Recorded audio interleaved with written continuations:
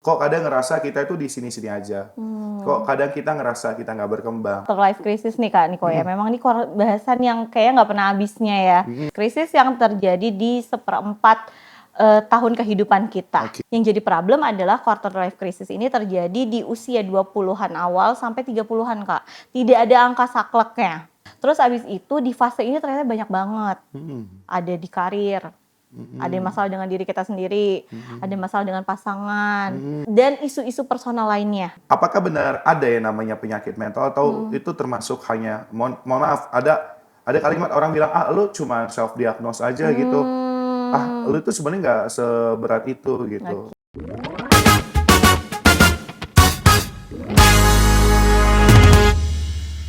Setiap hari namanya masalah pasti nggak pernah berhenti datang terus-menerus, dan mungkin di fase saat ini kalian atau mungkin bahkan kita bertemu dengan ini kemana arahnya, ini kemana akhirnya. Setiap orang punya problematik yang hadir karena polemiknya masing-masing. Perdebatan yang paling jahat adalah perdebatan bersama diri kita sendiri. Dan saat ini saya sudah bersama salah satu psikolog yang akan banyak memberikan nasihat serta wejangan buat Anda dan juga saya pribadi khususnya. Beliau adalah founder ataupun pemilik dari Anissa Rumah Psikologi. Ada Mbak Anissa. Halo Mbak Anissa. Halo Kak Niko. Sehat kabarnya? Alhamdulillah sehat. Lebih nyaman aku panggil Mbak Anissa, Kak Anissa? Boleh dua-duanya, boleh Mbak, boleh Kak Anissa. Oke. Tapi kalau dalam dunia psikologi biasanya dipanggil Kak Anissa atau Mbak Anissa sih? Kalau di psikologi bisa boleh panggil Kak Anissa, boleh panggil Anissa juga boleh. Oke. Boleh. Aku panggilnya Mbak Anissa biar lebih nyaman ya. Karena pokoknya yang bikin kakak nyaman aja panggilnya apa. benar, karena sebenarnya ini saya pribadi yang mau curhat gitu. Oh, oke. Oke, Sobat Tapis tanya rumpi solusi, artinya hari ini Mbak Anissa bakal banyak bagi cerita. Ada topik yang mau kita bahas hari ini tentang quarter life crisis dan juga self love, karena mungkin semakin kesini banyak anak muda menuju dewasa semakin kehilangan arah jalan hidupnya. Benar. Dan pastinya problematik ya polemik itu hadir dari dalam diri ya Mbak Anissa. Mungkin saya pribadi kita merasa dengan pengaruh sosial media, dengan apa yang kita lihat pencapaian orang di sekitar kita, kok kadang ngerasa kita itu di sini-sini aja. Kok kadang kita ngerasa kita nggak berkembang. Kok kita ngerasa nggak punya yang kayak orang lain punya. Mungkin dari aspek ekonomi, percintaan, atau bahkan pendidikan, dan juga lainnya.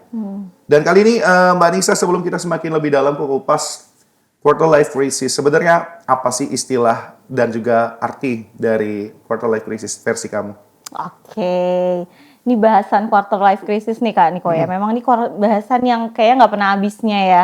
Kalau dari bahasa saya sendiri, quarter life crisis. Krisis yang terjadi di seperempat tahun kehidupan kita. Gitu. Jadi di quarter life crisis sendiri itu tuh namanya krisis ya teman-teman. Namanya krisis itu situasi yang bikin nggak nyaman, tapi nggak sampai bikin kita hancur banget, tapi nggak nyaman Kak. Yang jadi problem adalah quarter life crisis ini terjadi di usia 20-an awal sampai 30-an Kak. Tidak ada angka sakleknya. Apakah 21, 22, 23 itu selesai di 25, selesai di 30 tuh nggak ada. Jadi dia akan berjalan 20 sampai 30. Nah ini yang jadi problem karena dia panjang dan lama. Gitu kan. Terus abis itu di fase ini ternyata banyak banget. Ada di karir.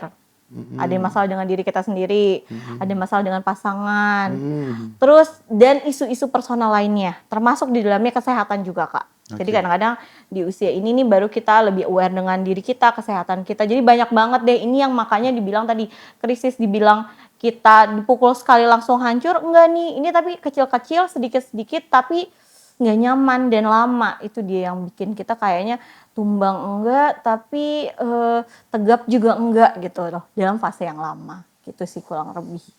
Jadi secara nggak langsung apa ya, langsung kena distract ya. Problematik ataupun masalah yang hadir tuh mengikis diri kita. Iya Kak, dan pribadi kita. Benar. Seperti itu ya. Dan apakah itu berbahaya Kak Anissa? Dengan yang artinya gini, mungkin ada orang yang punya masalah kecil disepelekan. Ya mungkin ada nggak sih apa ya, dengan kita menghadapi masalah kecil dan juga sometimes kita selalu merasa kuat, bahkan nggak mau cerita, bahkan nggak mau cari jalan keluar, itu bisa apa ya, merubah pribadi ataupun merubah jati diri kita mungkin? karena kita basicnya tadi memang krisis, Kak. Namanya kalau lama-lama sesuatu hal yang bikin kita nggak nyaman tapi tidak kita selesaikan berlama-lama, tentunya akan bermasalah ya, Kak. Oke. Itu dia kuncinya. Jadi krisisnya mah nggak ada masalah ya. Namanya hidup pasti punya tantangan, pasti Betul. punya problem. Tapi kalau nggak diselesaikan dan dalam jangka waktu yang lama, itu yang tadi jadinya infeksinya makin kemana-mana. Gitulah. Oke. Kurang lebih seperti itu. Dan itu yang menjadi apa ya, jalar maybe penyakit Iya, yang menjalar hadir gitu. kemana-mana tadi benar. Termasuk penyakit termasuk dari sisi medis atau dari sisi Bisa jadi, jiwa. bisa Karena jadi, kalau bisa saya jadi. melihat dengan beberapa mungkin konten di sosial media atau bahkan orang sekitar ya teman-teman, ada hal yang terjadi di mana teman-teman ini punya problem dengan kalimat penyakit mental gitu. Oke. Apakah benar ada yang namanya penyakit mental atau itu termasuk hanya mohon maaf ada kalimat orang bilang lu cuma self diagnose aja gitu. Lu tuh sebenarnya nggak seberat itu gitu. Oke. Jadi apa yang sebenarnya dilihat dari sudut pandang psikolog? Oke, dia geser dikit ya Kak Iya. ya, udah nggak di quarter life crisis Yes, ya. Karena betul. sebenarnya aku luruskan dulu, quarter life crisis ini bukan sebuah gangguan. Mungkin diksi yang pas tuh bukan penyakit ya Kak kalau dalam kesehatan mental itu, tapi gangguan di kesehatan mental. Nah, kalau di gangguan kesehatan mental sendiri itu memang ada tuh Kak. Setidaknya 3 aspek yang Oke. terhambat. Jadi di aspek pertama adalah keberfungsianmu. Oke, keberfungsianmu tuh apa sih? Ya kita lihat aja dalam kehidupan kita. Kalau kamu pelajar, gimana kamu di dalam pendidikanmu? Bisa nggak nih memberikan hadir di dalam kampusnya, buat tugasnya. Kalau kamu di pekerjaan, kamu bisa hadir nggak di dalam kerja? Jadi sesuai dengan perananmu. Kalau ibu rumah tangga, bisa nggak menjadi ibu rumah tangga yang baik gitu ya? Misalnya dia memang tugasnya mengatur rumahnya, membersihkan rumahnya dan lain sebagainya. Terus yang kedua adalah mengontrol emosinya. Oke. Ini ada problem nggak nih? Tepat nggak? Misalnya kalau dia situasinya sedih ya silahkan sedih. Situasinya marah silahkan marah. Ini kan yang kadang-kadang situasinya biasa aja tapi kok marahnya melonjak banget. Berarti kan nggak sesuai. Dan yang terakhir yang nggak kalah penting bagaimana dia dengan lingkungan sosialnya. Gitu Kak. Jadi kadang-kadang orang mungkin dirinya nggak ngerasa tapi sebenarnya lingkungannya terganggu Kak. Jadi setidaknya 3 aspek ini udah jadi gambaran dari kondisi kesehatan mental seseorang. Kalau ini terganggu ya bisa jadi teman-teman tuh mengalami gangguan kesehatan mental. Gitu sebenarnya Kak Niko. Tapi untuk sampai ada diagnosa dan lain sebagainya memang harus pergi ke profesional, ke psikolog klinis ataukah pergi ke psikiater Kak. Karena itu tidak bisa dinilai oleh diri sendiri. Karena tadi kan ada aspek ketiga yang kadang-kadang kan banyak ya orang-orang yang dengan gangguan tertentu tidak menyadari dirinya terganggu, tetapi sebenarnya lingkungannya tuh udah pusing banget sama hal yang dia lakukan gitu loh. Gitu. Jadi harus datang ke profesional gitu sih Kak. Oke, kita balik lagi nih ke quarter life crisis. Kalau Boleh. berarti saya simpulkan dengan adanya tadi ya penyakit mental ataupun permasalahan yang Ya, hadir, gangguan itu ya salah satunya juga mungkin karena adanya kita nggak bisa bertemu dengan arah yang kita mau ataupun jalan yang kita inginkan ataupun polemik-polemik yang hadir dalam diri kita. Benar. Tapi Kak, kalau kita kembali ke quarter life crisis yang artinya banyak teman-teman mungkin di luar sana saat ini mungkin menyaksikan tayang ini dengan kondisi yang masih rebahan dan sorry to say maybe jobless dan juga merasa sangat gagal dengan jalan hidupnya. Padahal kalau dipikir mungkin dari segi pendidikan atau bentuk suportif, mesti punya orang tua yang komplit dan lain-lain mereka ada. Sebenarnya apa yang terjadi di diri mereka gitu? Sebenarnya kalau kita mau bahas quarter life crisis gitu ya Kak, satu hal yang harus kita perhatikan, kita juga harus paham tugas perkembangan kita Kak. Di fase kita usia 20-30 tahun ini, kita tuh sebenarnya harusnya ngapain sih? Gitu kan. Itu yang harus kita lihat. Di usia ini tuh kita harusnya ngapain gitu kan. Kalau kita lihat secara umum, secara banyak teori perkembangan yang ada, di usia ini tuh setidaknya kita sudah tujuan utamanya mandiri Kak. Mandiri itu kaitannya banyak hal ya. Mandiri itu kita sudah bisa dengan diri kita sendiri, entah itu dalam finansial, entah itu kita dalam memenuhi kebutuhan kita sendiri sehari-hari. Jadi kita bisa, oh ya saya butuh makan, saya butuh menyiapkan diri saya butuh kebutuhan harian bisa saya penuhi gitu kan. Ini kan goals utamanya. Nah, selain itu yang kita butuhkan lagi apakah ini memang sudah berkembang ke self esteem kita, kaitannya tadi pendidikan ataukah juga di level pekerjaan, Kak. Nah, pekerjaan ini nyangkut juga tadi nih sama kemandirian finansial juga. Jadi memang akan connect tuh satu kesatuan. Nah, jadinya orang bekerja kadang-kadang itu tadi sebenarnya mungkin pekerjaan ini secara pendapatan oke, tapi nggak keren, Kak. Kadang-kadang kan itu juga jadi kayak, wah teman aku keren nih dengan pakaiannya, dengan tampilannya gitu kan, dengan apa sih di sosmed yang dilihat ditampilkan kan kadang-kadang itu yang bikin kita nggak nyaman ya. Betul, Padahal respect. mungkin secara penghasilan nggak kalah loh kita. Nah itu ada self esteem di situ, Kak, ada harga diri. Tuh, Oke, gitu dan itu kan. pasti dimiliki oleh setiap manusia. Iya dong, dan itu normal sebenarnya. Makanya tadi kan ini fasenya krisis nih. Ini sumber stres kita gitu kan, Kak. Terus udah itu tadi kurang lebih yang ketiga apalagi, Kak? Di sini di usia-usia ini juga sudah mulai berkembang tuh, Kak. Fase di mana kita sudah ingin punya pasangan, Kak. Ini memang tugas perkembangan kita. Jadi udah ngerasa bahwa oh pengen ada someone to talk nih, seseorang yang pengen kita cerita lebih jauh lagi, seseorang yang pengen kita bikin lebih nyaman lagi, seseorang yang pengen kita share with, atau mungkin yang laki-laki pengen kita kasih, pengen bertanggung jawab, pengen tadi berbagi yang sudah kita dapatkan si finansialnya, kemampuan-kemampuan tadi, pengen kita berbagi tadi. Dan kalau yang sudah berkeluarga, nanti pengennya punya keturunan, pengen punya rumah dan lain sebagainya. Kurang lebih seperti itu. Karena kompleksitas ini tadilah, Kak, makanya setiap individu sebenarnya akan berbeda-beda. Makanya sebenarnya teman-teman akan capek kalau misalnya ngelihatnya tuh bukan dari sepatu kita sendiri, tapi ngeliatnya dari sepatu orang terus, ya nggak akan pernah cocok. Karena tadi ini tadi kan poin-poin utamanya, Iya, betul. tapi kan ini berkembang banget ya, Kak Niko ya. Kamu butuhnya apa, aku butuhnya apa beda. Kamu pengennya apa, aku pengennya apa beda. Kamu mau di usia berapa, aku di usia berapa beda gitu kan.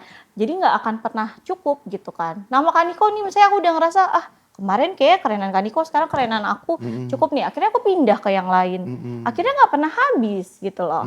Nah ini yang kadang-kadang harus kita pahami juga.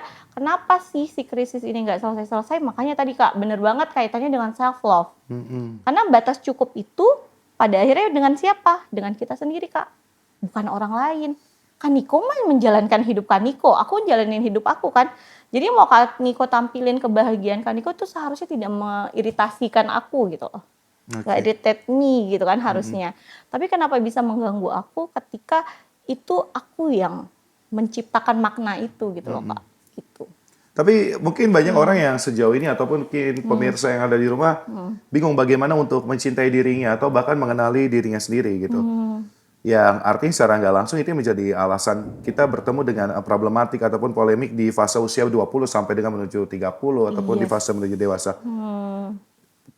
Saya sedikit geser dulu sebelum saya tanya ini. Kalau ibu rumah tangga itu masih bisa di fase quarter crisis juga nggak sih, life quarter crisis? Bisa sih, Kak. Bisa-bisa aja. Bisa-bisa aja ya, berarti nggak berpengaruh ya? Karena sebenarnya kan ada juga sih beberapa perempuan juga goals-nya gini, dia pengen nih, mungkin dia selesai tuh Kak S1, S2, tapi memang goals utama dia mungkin untuk saat ini ya, dia pengen membesarkan anaknya. Sampai mungkin di usia tertentu gitu ya Kak, misalnya, oh pokoknya aku nanti deh berkarirnya, start aku berkarir ketika anakku udah SMP. Karena apa? Kalau kita kulik-kulik nih, misalnya ini lebih dalam ya secara psikologis, kita kulik-kulik dalam, dia pernah nih ada di fase ibunya sibuk banget Kak dulu pas masih kecil, dan dia jadi kehilangan fase dekat sama ibunya, dan dia nggak pengen mengulang itu. Jadi dia tumbuh dengan perasaan nanti kalau aku udah jadi ibu, aku tidak akan mau kayak gini. Jadi itu memang goals dia Kak. Jadi nggak ada kaitannya kamu sia-sia jadi ibu rumah tangga, kamu di sekolah tinggi-tinggi ngapain ibu rumah, enggak, itu goals dia memang dari dulu jauh lebih dalam, kan kita nggak tahu ya Kak. Jadi nanti mungkin akan memulai karirnya di SMP dan itu nggak ada yang salah. Balik lagi ya, itu tinggal kesepakatan sama suaminya, apalagi kalau suaminya emang cukup untuk mencukupi secara finansial, dan saya rasa memang tidak ada sih aturan yang wajib misalnya keuangan keluarga itu cuma punya suami, itu memang tidak ya, tidak, itu memang bersama. Tapi kalau memang dealing dia sama suaminya masih merasa cukup dan suaminya memperbolehkan, ya why not gitu kan. Itu enggak, itu makanya balik lagi akan menjadi personal. Dan itu nggak apa-apa banget. Baik, siap. Oke, kita tadi balik lagi saya mau tanya bagaimana cara kita menemukan diri kita sendiri atau bahkan mencintai diri kita. Karena mungkin kadang kita fokus ke kekurangan yang kita punya atau hal yang nggak kita punya sampai dengan tadi ya ke distract dengan sosial media. Orang kok bisa lebih keren daripada kita punya ini itu dan lain-lain. Sampai kita lupa sama diri kita. Gimana cara kita supaya kita cinta? Kalau aku ya Kak, kalau aku sesimpel aku belajar untuk merasa cukup. Oke. Merasa cukup. Menurut aku cukup itu tuh nggak ada ukuran pastinya kan. Maka kita yang menciptakan sendiri. Ini aku mau secukup apa sih? Ini aku sejauh apa? Nah, salah satu bisa punya cukup itu salah satunya adalah dengan memberi makna dalam kehidupan kita. Jadi ada satu teori dalam psikologi itu bagaimana kita kasih makna. Sebenarnya kan hari-hari kita gitu aja ya Kak ya. Kita akan bangun jam 5, kalau kamu udah terbiasa bangun jam 5, lalu kamu akan sholat, lalu kamu akan, kalau kamu olahraga kamu akan olahraga, atau kamu siapin sarapan kamu akan siapin sarapan, mungkin kamu akan bersih-bersih, terus bekerja, ya kan hidup akan begitu Yes. sajalah. Yang akan membedakan hari-harimu ketika kamu memberi makna nih, aku mau ngapain nih hari ini, atau wah hari ini tuh sarapan aku makan apel, apelnya manis banget, lebih manis dari yang kemarin. Itu yang akan membedakan, dan itu yang akhirnya kita jadi ketika sudah memaknai semua, kita yang akan tahu, oh udah cukup, ini ternyata lebih nikmat dari yang kemarin, ini yang dari yang kemarin, gitu sih Kak. Makanya memang mungkin sering dengar ya Kak, ada yang kata-kata journaling. Kalau di usia ini mungkin nggak jauh-jauh lah ya, relate juga buat diri aku. Ketika di usia-usia ini dan masih sampai saat ini, aku tuh terbiasa untuk punya jurnal sendiri Kak. Jadi kayak nulis diary lah ya, simpelnya gitu. Yes. Nggak berat-berat teman-teman, jadi tulis aja apa yang ada di perasaanmu, hampir di setiap harinya. Itu membantu untuk apa yang ada di kepalamu itu teruraikan Kak. Jadi aku udah mencapai apa sih, aku ingin apa sih, aku mau apa, dan aku sudah dapat apa Kak. Nah itu aku tuliskan tuh. Nah ketika aku sedang penuh pun aku berusaha tuliskan. Ketika aku sedang santai aku bisa baca lagi Kak. Jadi aku tahu. Nah tadi balik lagi aku memberi makna. Jadi oh ya udah cukup ya. Dan aku jadi menyadari, oh aku sudah berkembang ya. Gitu Kak.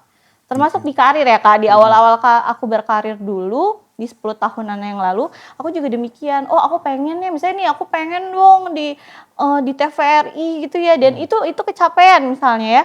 Ya aku akan abadikan itu di sosmed aku. Terus aku tulis di buku aku capai, dan jadi aku tahu itu. Sehingga ketika sudah melalui itu, aku tidak cuma melewatkan itu saja. Tapi aku memaknai itu betul. Sehingga aku tahu yang jalan aku tidak sibuk ngelihat jalan orang gitu sih Kak. Oke, jadi kita punya bentuk bersyukurnya masing-masing. Iya, jatuhnya memang pada akhirnya gitu ya, bersyukur kan. Oh ya, karena tidak mudah. Karena kalau kita ngebandingin diri kita dengan orang lain, pasti ya tadi seperti Mbak Nisa bilang nggak bakal ada cukup ya. Tapi kalau Nggak ada, kita Kak. bandingin diri kita hari ini dengan diri kita Yang yang kemarin kemarin. atau beberapa tahun lalu, mungkin kita bakal berterima kasih Yes, sama yang kuasa itu seperti sih itu yang ya. memaknai. Dan tadi Kak, konsep bersyukur itu kan bukan cuman, kalau aku dalam muslim ya, kita dalam muslim kita cuma bilang alhamdulillah, kan bukan cuman itu ya Kak. Dalam teorinya gratitude itu adalah ketika kita memahami dan memaknai suatu karunia. Itu loh Kak definisinya. Oke. Teman-teman bisa cari deh. Memaknai dan memberikan makna dalam karunia. Karunia itu pasti positif Kak. Karunia itu pasti sesuatu hal yang positif. Tapi ingat, ada di sini ada prosesnya, yaitu kita memberikan value kan, value di dalamnya, gitu loh, kan. Ketika kita memberi value itu kan berarti kita mikir Kak, ya nggak sih? Berarti Betul. secara kognitif kita berusaha dan kita feel Kak, Iya. baru kita bisa merasakan. Jadi sesuatu itu tidak akan ada maknanya, tidak akan jadi positif kalau kita tidak lakukan itu. Dan tadi kalau teman-teman bilang, oh banyak syukurnya, banyak ininya, kalau tidak diproses tuh tidak berjalan. Yes. Jadi kayak gitu sih, itu tuh sesuatu hal yang akhirnya perlu dipahami lebih dalam dan perlu diusahakan lagi sih Kak. Walaupun saya yakin ya teman-teman, termasuk ke diri saya sendiri, itu ada hari-hari yang berat lah Kak. Ada hari-hari yang nggak akan berhasil lah kan. Tetapi tetap kita usahakan. Kayak lagu Teh Hijaunya Kak. Teh Ya, Hijaunya Tulus gitu betul. kan. Ada hari-hari yang nggak berjalan manis gitu loh Kak. Ada hari-hari yang kayak, duh kok kayaknya udah coba semua cara tapi tidak berjalan. Tapi ya Oke. udah jalankan saja. As long itu positif yang kamu jalanin, nanti akan kembali lagi kok. Itu memang Pasti fase ya. kehidupan aja gitu. Oke. Seru banget ya. Ini kayaknya kita bisa 2 jam nggak durasinya, Pak? Oke, aku balik lagi nih ke quarter life crisis yang artinya ini menjadi problematik. Sebagai seorang psikolog, berapa tahun sih Anissa Rumah Psikologi berdiri? Alhamdulillah, insya Allah di Agustus ini nih bener-bener 10 tahun Kak. Wow, Ngomong-ngomong, tanpa sadar ya, alhamdulillah sekali. dulu kenapa pengen buka rumah psikologi deh? Aku sedikit lompat dulu nih ceritanya. Oke, ini boleh cerita ya Nggak Kak ya? apa-apa, nggak apa-apa. Ini pas banget 10 tahun Di ya. umur berapa pada saat itu juga? Wow. It's okay. Wow. 10 tahun yang lalu berarti itu sekitar 24 tahun ya Kak. Jadi Oke. ketahuan dong umur saya sekarang berapa ya? Tapi lu Oke. 27? Oke, terima kasih. Oke, lanjut. Enggak, waktu itu kenapa buka, jujur ya Kak, di 10 tahun yang lalu itu psikologi tidak sebesar sekarang. Yang saya tahu ya Kak. Dan itu tuh di Lampung masih susah banget untuk carinya gitu kan. Ada pengalaman-pengalaman yang sulit lah buat saya. Kenapa sampai namanya Anissa Rumah Psikologi tau nggak Kak? Kenapa tuh? Karena saya ngerasa Anissa itu namanya banyak banget kan. Semua orang Anissa Kak Yes. namanya. Termasuk adik saya. Iya kan. Tau nggak Kak, ujian dulu bisa 3 kelas Kak, Anissa, Iya, Anissa, betul, Anissa, betul. Anissa gitu kan. Nah karena untuk membranding si Anissa ini gitu kan, tapi nggak pede, akhirnya saya ngerasa ada sesuatu dong yang harus saya jual gitu kan. Kalau saya menawarkan diri saya ngerasa kayak, ih pede banget lu jual nggak sepede itu Kak, jujur. Dulu ya Kak, masih di private tuh Instagramnya masih yang kayak gitu-gitu. Nah akhirnya saya merasa bahwa oh boleh nih, saya pakai produk aja ya. Jadi saya nggak menawarkan diri saya langsung, tapi saya bilang pakai tempat praktek saya gitu. Jadi saya kasihlah apa ya namanya, pakai logo gini-gini sama senior saya waktu itu yang buatkan logonya dan lain sebagainya. Apa ya nggak tahu apa ya. Oh pakai nama aja. Jadi ada dulu senior saya, mungkin banyak yang tahu ya. Bukan senior saya sih, maksudnya ada kakak psikolog yang Mentor ya? nasional. Analisa tau gak sih Kak? Menurut aku tuh beliau tuh lumayan gebrakan untuk psikolog muda, karena dulu bagi kami yang baru lulus itu nggak common gitu untuk Oke. buka praktek. Harusnya kamu ikut senior. Aku sudah cari di Lampung Kak, tapi tidak ada seniornya dulu Kak, gitu kan Oke. ceritanya. Jadi ya udah, kayaknya aku kasih aja namaku. Jadi aku kasih namaku gitu, Anissa Rumah Psikologi. Kenapa Rumah Psikologi? Karena pengennya memang bentuknya adalah rumah yang hangat, yang bisa menerima teman-teman semuanya. Kita juga pengen humble di situ, kita juga pengen tidak menjanjikan yang seperti apapun, tapi kita berusaha untuk saling bangun bersama klien-klien kita yang hadir gitu sih Kak. Jadi Anissa Rumah Psikologi terbuka untuk siapapun. Iya dong pasti, dan itu tuh alhamdulillahnya juga aku ngerasa juga kayak dibantuin sih Kak sama klien-klien aku, jujur. Sportifnya banyak. Oh banget. Dulu aku nggak bisa Kak buat Google Map, cupu banget ya 10 tahun lalu. Terus klien aku bilang ini, Kak, aku tuh mah hari-hari Kak buat ini, buat titik gitu. Kakak tuh harusnya buat, karena kan aku masih manual gitu ya, jadi belok kanan gitu-gitu ya, masih pakai ancer-ancer, terus dia yang buatin Kak. Oke. Jadi banyak hal yang justru aku dibantukan juga dengan psikolog, dengan klien-klien aku. Luar biasa. Iya bener Kak, itu jadi makanya aku ngerasa oh blessing banget ya dengan nama rumah ini, ternyata tidak cuman para psikolognya, tetapi juga kliennya juga yang jadi merasa memiliki. Jadi banyak yang kayak dibantu gitu, ih Kak, kakak coba ini deh Kak, kakak ini, ih Kak postingan kakak tuh diginiin loh Kak, gitu. Malah dikasih tahu kayak gitu, gimana sih caranya nggak tahu gitu misalnya kan, gini Kak, gini. Jadi malah dapat banyak kawan Input, ataupun yes. input baru dari Ya, Anissa jadi Rumah bareng-bareng. Psikologi. Makanya tadi memang pada akhirnya teman-teman ya konseling itu, kalau yang takut nih Kak, konseling itu ngapain sih Kak? Ngobrol Yes, doang benar, gitu kan, banyak benar. ya pertanyaan. Konseling itu sebenarnya proses yang saling membangun Kak, baik dari psikolog dan juga para kliennya. Jadi bukan satu satu arah, arah, iya. bukan kita ngasih, oh kamu harus begini, enggak. Tetapi ini proses yang saling membangun. Jadi menyehatkan bagi kami, menyehatkan juga bagi teman-teman. Jadi sama tuh, benar tuh, kayak ada benang yang kusut kita urai bersama. Dan kalau Oke. teman-teman bisa ngeliat masalah sedekat ini, aku ajak mundur, ayo kita mundur, kita lihat. Sehingga kamu bisa lihat sininya, kamu bisa lihat sininya. Kamu yang tetap menentukan jalan itu seperti apa. Tapi karena kita bingung, kita bisa ngeliatnya terlalu dekat Kak. Jadi kita mundur bareng, kita lihat bareng-bareng. Kurang Ada lebih gitu. mungkin orang di luar sana pengen ke psikolog dari lama dan juga pengen hadir. Tapi ada problematik ataupun polemik dari dirinya yang kayak, nggak deh, gue kayaknya malu deh kalau gue cerita masalah gue yang gini gitu. Kayaknya gue nggak pede deh. Gue ya mungkin gaya kok dan lainnya gitu. Apa yang harus ada di mindset mereka? Zaman sekarang udah banyak ya Kak psikolog gitu ya. Bisa lihat di sosmednya. Yang mana sekiranya sepertinya dari profilnya yang teman-teman nyaman, bisa mulai dari situ gitu ya. Saya rasa semua psikolog udah buka tuh, maksudnya di sosmednya bisa dilihat lah Kak ya, kira-kira yang sesuai dengan diri kita yang Oke. mana, itu yang bisa mengamankan teman-teman. Terus yang kedua adalah Menurut saya buat teman-teman yang masih bingung, teman-teman bisa memulai dari, ya itu salah satu bentuk dari self love sih Kak. Oke. Karena menurut aku proses dari pemulihan itu memang tidak pernah mudah dan tidak ada yang menjanjikan itu tidak menyakitkan atau tidak pedih ya Kak. Oke. Tetapi ya sama kayak kita luka dikasih obat merah Kak. Itu pedih, tapi itu menyembuhkan. Jadi harapannya ragunya, sakitnya, bingungnya itu juga proses dari pemulihan itu sendiri.